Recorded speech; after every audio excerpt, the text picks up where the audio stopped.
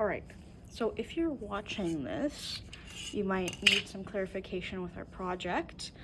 So the first thing you need to do is find your image reference. It can be anything you want, but what is most important is that it has high contrast. So if you look at this example here of this rabbit, the background's really dark, and then like you can see through the fur how light, like the fur is very white. So even when you're searching up an image, you can search up like dog, high contrast, blank, high contrast, or you can find your image, but just make sure that your image is black and white when you print it, or it is dark in the background, okay? So you need to graph this first. If you don't remember graphing, you're gonna measure out not the white of the paper, but just the exact thing. And I would personally recommend, so this is 8 inches or a little bit over 8 inches. So you want to maybe cut off that 8, right? Or stop at the 8. And then that way you have your perfect measurements and you don't have to like worry about things not being exact, okay? So I did the rest of the graph. So I did 8 squares on the bottom and then 10. So I just did like, if you look at the ruler, I just did centimeters just because it's the easiest one. But again, if you need help with your measurements or need them double checked, maybe ask a peer or hold off until I'm here next Monday, okay? But if it's like all crooked, then maybe revise, but if it looks okay enough, then you can continue. So now you're gonna use the transfer paper. So this, right? This is where you're gonna do the first step of the transfer process. I have a smaller sheet right here. You're gonna work with a bigger sheet. So I'm going to be putting down my lines, okay? Now, with this image, you're going to just do an outline, okay? So you're not gonna build a super pretty detailed image. You just want to kind of start working through the squares, and then I'll show you what that looks like. All right, so now, once you do the outline, you should have something, well, not exactly like this, right? It'll be based on your picture, but you'll have your outline of your image. So if you look here, there's so much fur, so much detail.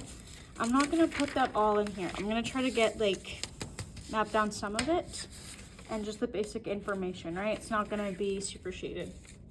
So now, you're gonna pop into one of these light tables, okay? The switch is there. It is very, very bright. And this is the most important part, okay? So you have your Conté stick, right? If you do not have one in your kit, there will be some laying out.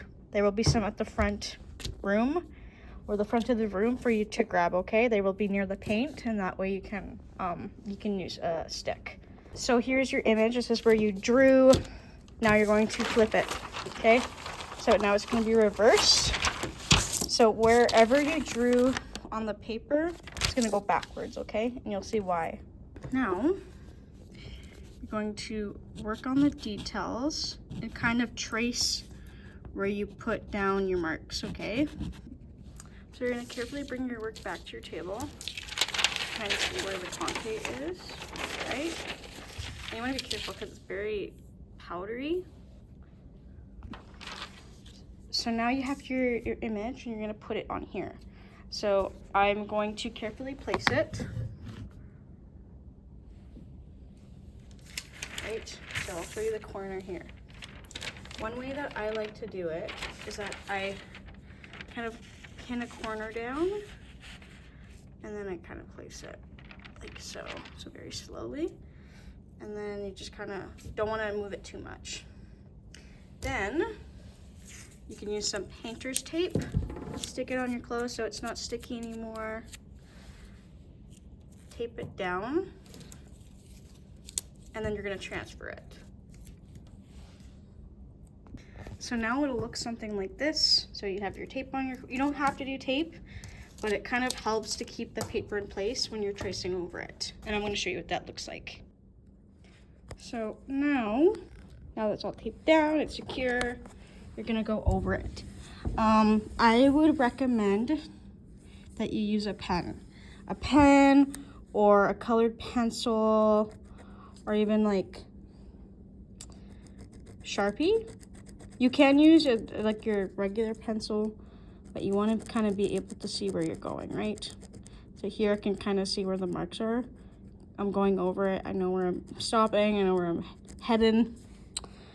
And you're just going to keep pressing down hard, right? You want to press down hard so it gets onto the pastel paper on the back. All right, so now that you've went over it, so if you can see I went over it in pen.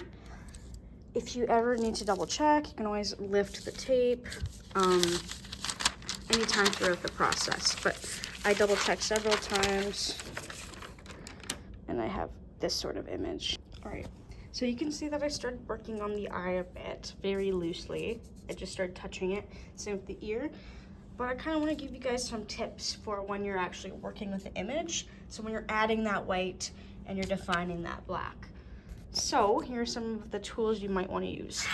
For blending, so you can use your finger, like this. Or if you're a bit more neater and you don't want to touch it, you can use tissue paper. So you can use it like the corner, or you can put your finger underneath and kind of use it like a shield, kind of like that. Those both work. Or when you're adding precise details, like maybe the fur, you can use the blending tool. Right, all of those work. But you are going to have to do a bit of blending with your white. You don't want to just put it right on. You kind of want to make it look all nice and neat. Like that. If you want to make things darker, so I have my eye, and it's a bit white. I want to make it black. Here's some options you can do. Any sort of eraser works just fine, right? It's a harder eraser, so it'll really go darker. You'll be able to remove a lot of the powder. That's an option. Another option, and it's at the front of the room in the red basket, okay, where the pencil sharpeners are. Kneaded eraser. So kneaded erasers, they're nice because you can point them, so you can go into specific spots. Or another nice thing about them is, say I want to get to like this sort of gray, and I have my white here. You can kind of dab it and it'll remove some of the powder, as you can see. So that's a nice way of like kind of tapping off the Conté. Last little erasing trick, the end of a pencil, so the eraser. It's kind of nice because you can really, like if you want to get to the corner of the eye or any like very sharp outlines, the end of the eraser will do just nice because it's very precise. And it's a harder eraser, so you can really get a lot of stuff off of it and make a clear, defined line. Before I let you guys work, you're most likely going to be working on this part. So probably the graphing, then the outline, and then the transfer. You might not be working on this quite yet, but if you are, my advice for you, start with the light. So start with the lightest spots, put your Conté on, and then where you see grays, pay very close attention to the grays. That's where you're going to lift some of the powder off. That's where you might use your paper stomp. That's where you're gonna try to kind of work back to dark, okay? It's important that you get both white, gray, and black. So the black is the paper, the gray is when you're kind of removing some of the Conté, and the white is gonna be when you're putting as much as possible, right? There's a lot of variety of shades here, a lot of value. So you really wanna try to capture that when you're doing this, okay? Best of luck.